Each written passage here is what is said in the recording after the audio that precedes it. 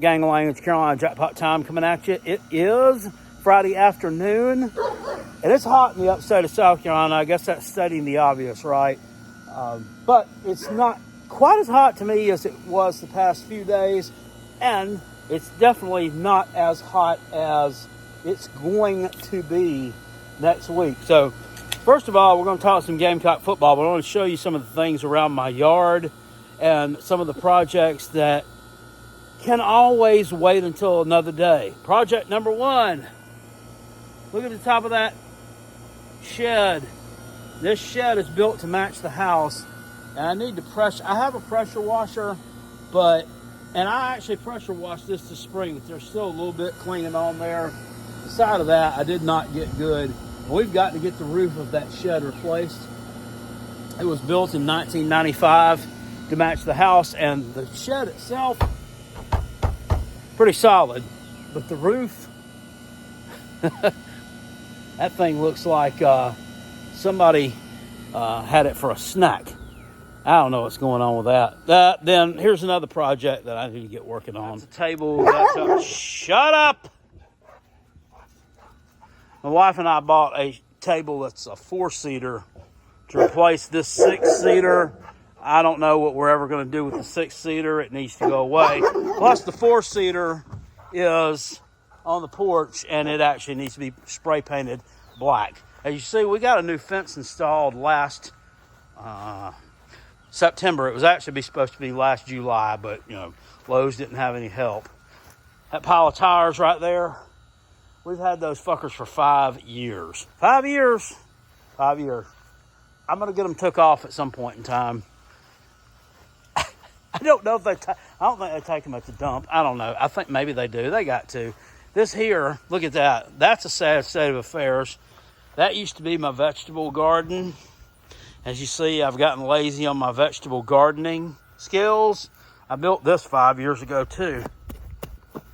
That wood's starting to rot, so I really need to get some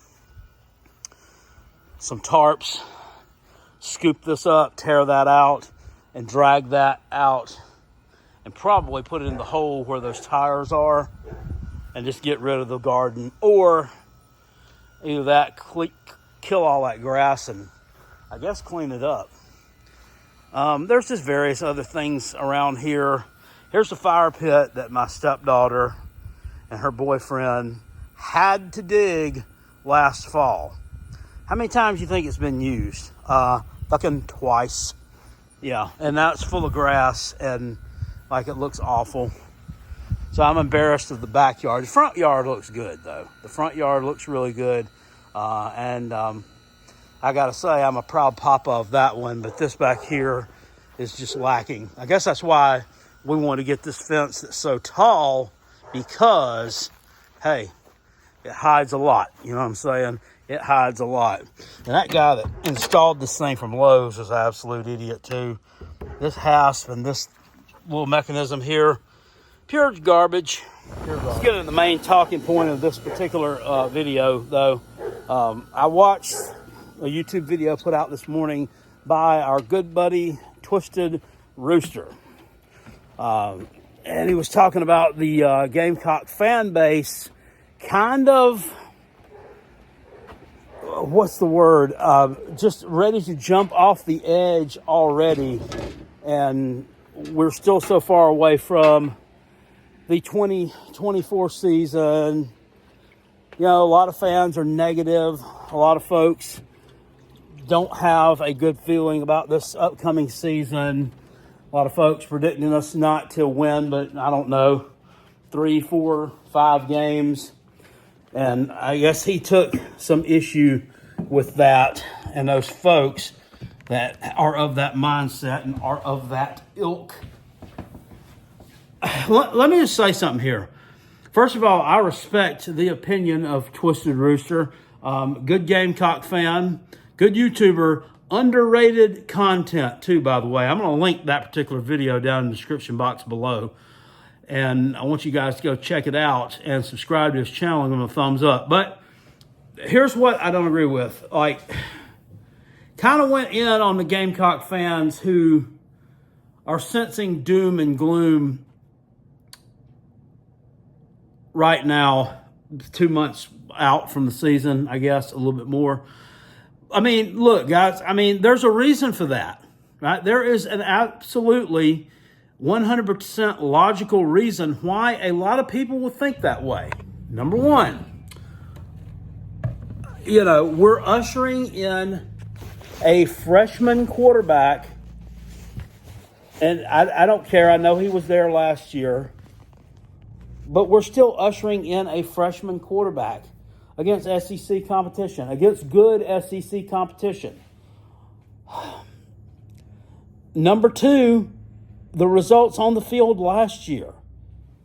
Rooster Man talked about, these guys are really big, they're really strong, they go at it 110% every play. There are going to be injuries. We get that, and they're not all strength and conditioning related.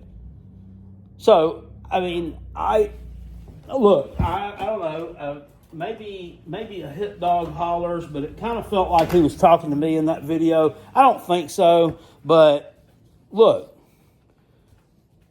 when you have that many injuries and you don't address the strength and conditioning situation, namely, find a new strength and fucking conditioning coordinator. It ain't that hard. There's plenty of them out there. It's not like this Luke Day cat is one in a million.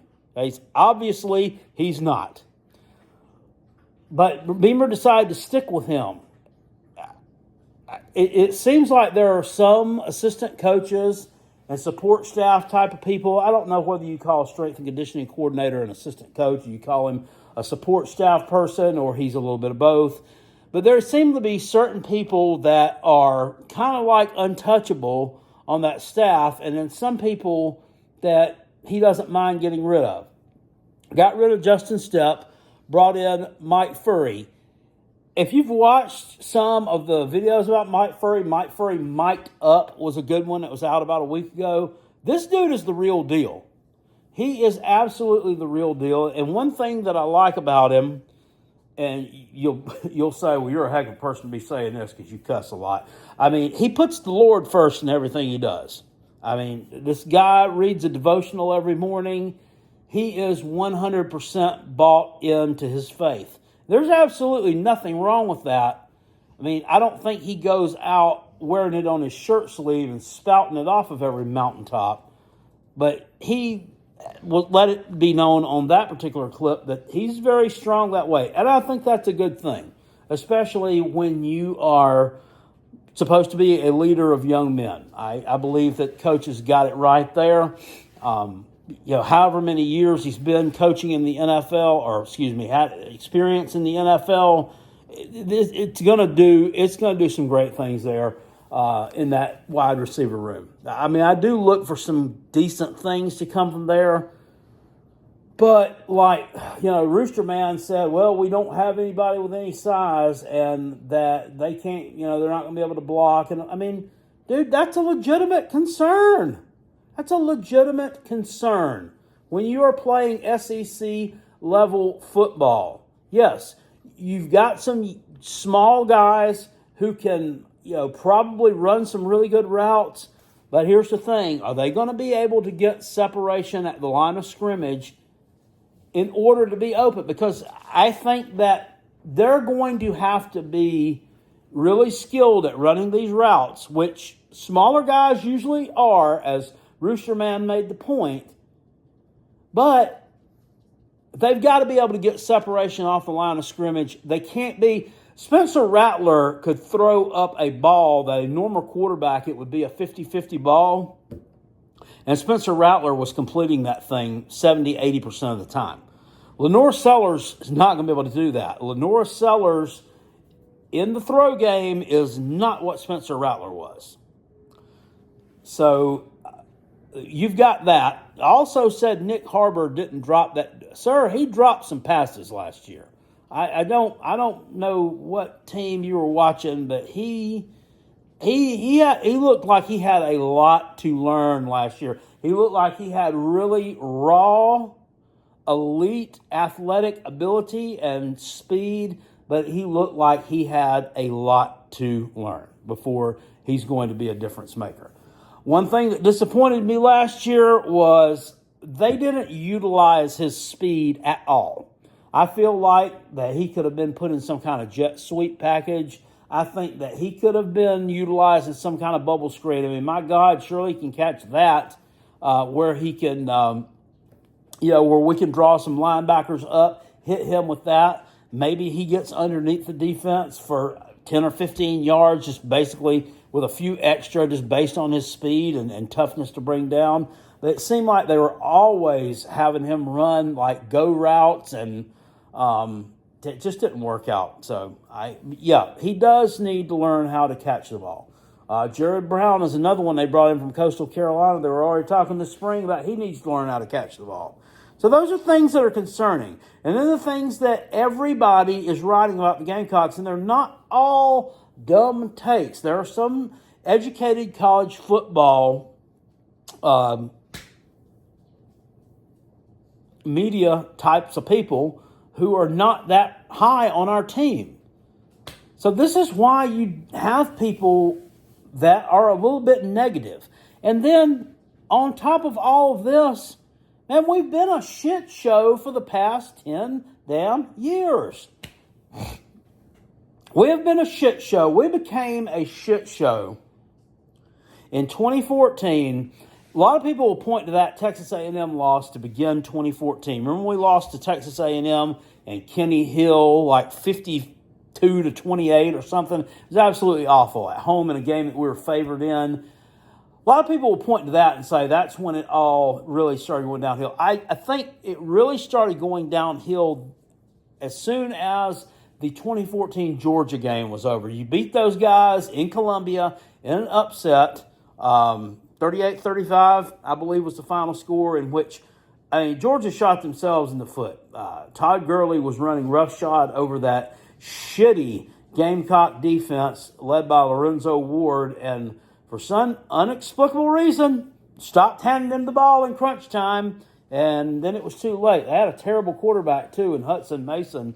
Thank you, Georgia. We appreciate that one. Also, they had a field goal kicker named Marshall Morgan, who rarely missed a field goal, if ever missing a field goal. He was almost as automatic as Rodrigo Blankenship was a few years later. He missed a crucial field goal.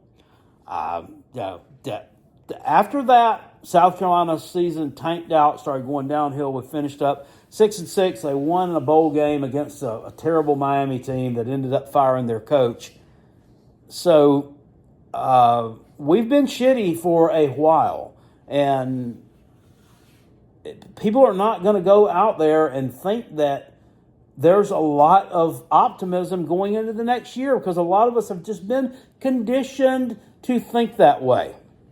And I've often said here on this channel, hey, I did it in 2021, I did it in 2022, did it last year in 2023. I said I'm going into this season with guarded optimism. This season, I'm going into it with guarded pessimism. I don't expect a lot. My prediction was 6-6. And whether or not you people realize it or not, I don't think 6-6 is a very good record.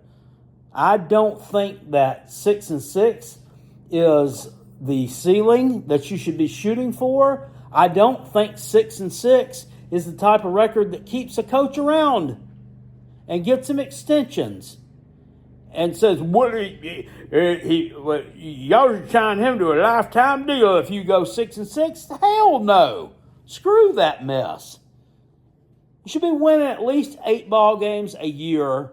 You're in the SEC. You have SEC money. You're recruiting. Well, you're not recruiting in the top half of the league, but you are recruiting at a decent clip. You're bringing in 5 stars. Haven't brought any yet this year. You brought in 2 last year.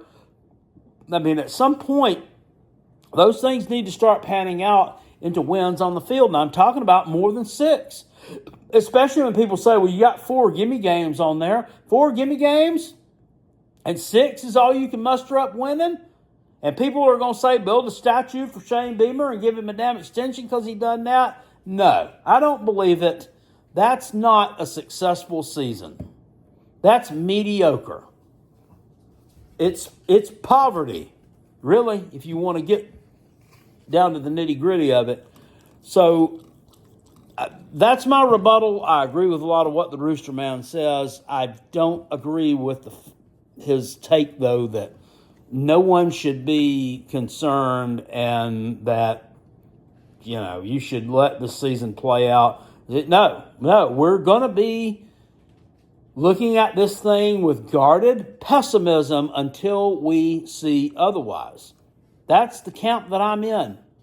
Sorry if it hurts anybody's feelings. I live in the land of reality. Yeah, I don't get my hopes up anymore. Learned that a long time ago from my mom. She preached it to me for years, and it took me years to finally, I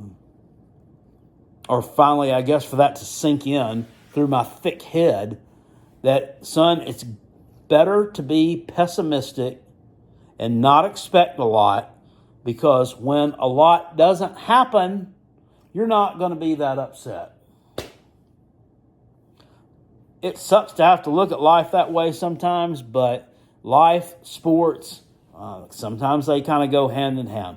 Anyway, this was just a rambling video. Didn't mean to offend anybody here. And once again, don't mean to trash the Rooster Man at all. I'm just offering up a alternative point of view to his particular point of view. So once I'm going to link his video down in the description box below. Please go over and watch it, because I thought it was very well done, and he did make some good points. I'll see you guys later on. I appreciate it. Still, go Gamecocks. Catch you on the next. Woo!